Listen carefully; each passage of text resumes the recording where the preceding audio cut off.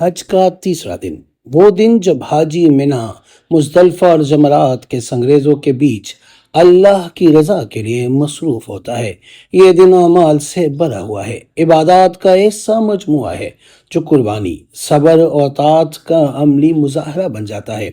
آج کی ویڈیو میں ہم قدم بقدم سیکھیں گے کہ حاجی تیسرے دن کون کون سے اعمال سر انجام دیتے ہیں، ان کی ترتیب کیا ہے، سنت اور واجب کیا ہے، اور روحانیت کے وہ لمحات کیسے ملتے ہیں جو زندگی بدل دیتے ہیں۔ تو ویڈیو کو آخر تک لازمی دیکھیے۔ 9 ذی الحجہ کو غروب آفتاب کے بعد حاجی عرفات سے روانہ ہو کر مزدلفہ پہنچتے ہیں۔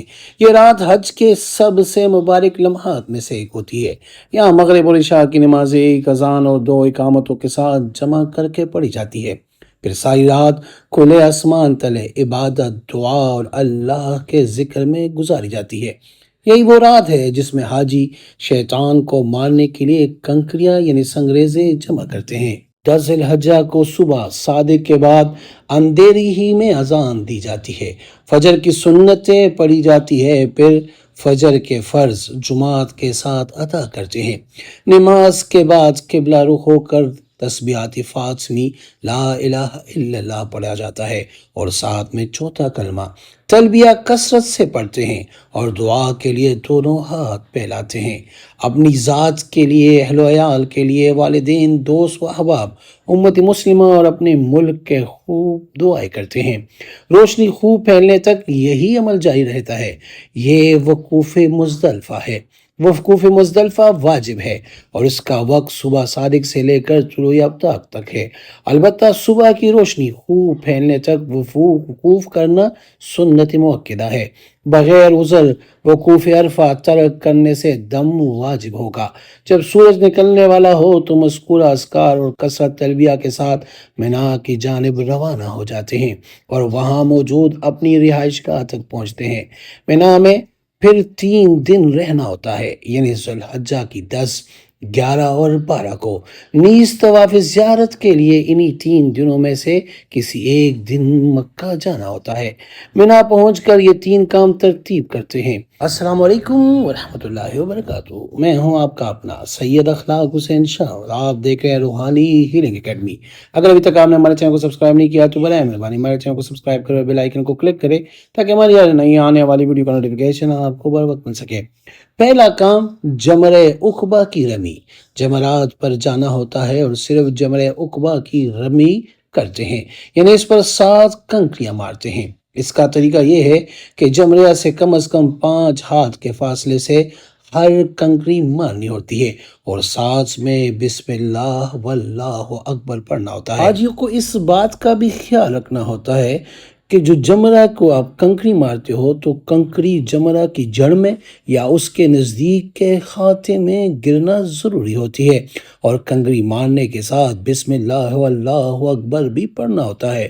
اور اسی طرح 10 ذی الحجہ کی رمی کا مسنون وقت طلوع شمس سے زوال آفتاب تک ہے۔ پھر غروب آفتاب تک لا کراہت جائز ہے اور غروب آفتاب سے لے کر صبح صادق تک جائز تو ہے لیکن مکروہ ہے، البتہ خواتین اور ضعیفوں کے لیے مکروہ نہیں ہے۔ جمرہ عقبہ کو کنکری مارتے ہی تلبیہ پڑھنا ختم کر دیتے ہیں۔ آج کی رمی کے بعد وہاں ٹھہر کر دعا کرنا مسنون نہیں، رمی کر کے واپس حاجی چلے جاتے ہیں۔ دوسرا کام رمی کے بعد جو دوسرا کام ہوتا ہے وہ قربانی ہے۔ حج قرآن اور حج تمتع کی صورت میں قربانی واجب ہے اور حج افراد والوں کے لیے واجب نہیں بلکہ مستحب ہے۔ اس کے مسائل یہ ہے کہ قربانی کے 3 دن یعنی 10، 11، 12 ذی الحجہ البتہ پہلے دن کرنا افضل اور دوسرے یا تیسرے دن کرنا جائز ہے۔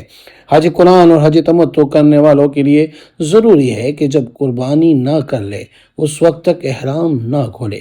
اگر قربانی دوسرے دن یا تیسرے دن کی تو اس وقت تک احرام نہ کھولے بلکہ اس وقت تک احرام میں رہنا لازم ہے۔ قربانی خود کرنا بہتر ہے، لیکن اگر کسی بااعتماد آدمی، بااعتماد بینک یا کسی بااعتماد ادارے کے ذریعے بھی کروائی جائے تو جائز ہے۔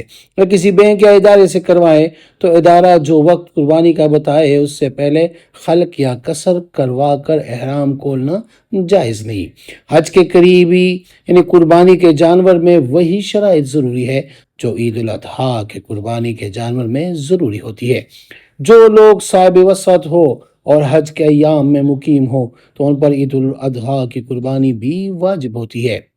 حج تمتع اور حج قرآن کی قربانی کا حدود حرم میں ذبح کرنا ضروری ہے، اور عید الاضحیٰ کی قربانی حدود حرم یا اس کے علاوہ کسی اور جگہ بھی کروائی تو جائز ہے، اپنے ملک میں بھی کروا سکتے ہیں۔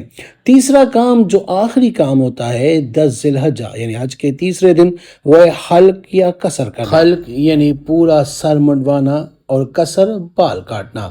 مرد حضرات کے لیے خلق افضل ہے، جبکہ خواتین صرف انگلی کے پورے جتنے بال کاٹ سکتی ہے۔ یہ امر حاجی کی ظاہری حرام کو ختم کر دیتا ہے اور اسے تحلل اصغر کہتے ہیں۔ اب حاجی عام کپڑے پہن سکتا ہے، خوشبو لگا سکتے ہیں، لیکن ابھی بھی بیوی سے تعلق جائز نہیں۔ اب حاجی مکہ مکرمہ جا کر طواف زیارت ادا کرتا ہے جو کہ فرض ہے۔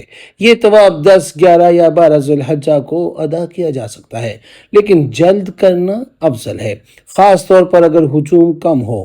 طواف کے بعد 2 رکعت نماز مقام ابراہیم کے پیچھے پڑھی جاتی ہے اور سعی بھی کی جاتی ہے اگر پہلے سعی نہ کی ہو۔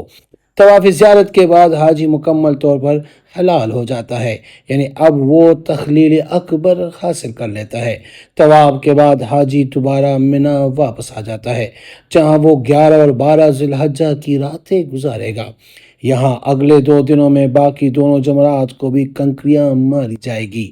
منی کا قیام سنت ہے اور یہاں ذکر، تسبیح، قرآن اور دعاؤں میں وقت گزارا جاتا ہے۔ یہ روحانیت سے لبریز لمحے ہوتے ہیں۔ حاجی دعا کرتا ہے کہ وہ اس مقام سے ویسے ہی واپس جائے جیسے آج سے سالوں پہلے نبی کریم صلی اللہ علیہ وآلہ وسلم واپس گئے تھے، پاک، صاف اور اللہ کے قریب۔ اے حاجی، یہ دن عمل، اطاعت اور روحانی بلندی کے ہیں۔ شیطان کو کنکریاں مارنا صرف ظاہری عمل نہیں بلکہ ایک پیغام ہے کہ ہم دل کے شیطان کو بھی نکال دیں گے۔ قربانی صرف ظاہر جانور کی نہیں، اپنی خواہشات کی بھی ہے۔ احرام سے نکلنا صرف لباس بدلنے کا عمل نہیں بلکہ ایک نئی روحانی زندگی کی شروعات ہے۔ اگر آپ اس وقت حج پر نہیں تو دل کا حج کیجئے، توبہ کیجئے، دعا کیجئے اور نیت کیجئے کہ ایک دن ضرور رب کے در پر آئیں گے۔ بڑے پرکیف اور پرسکون لمحات ہوتے ہیں۔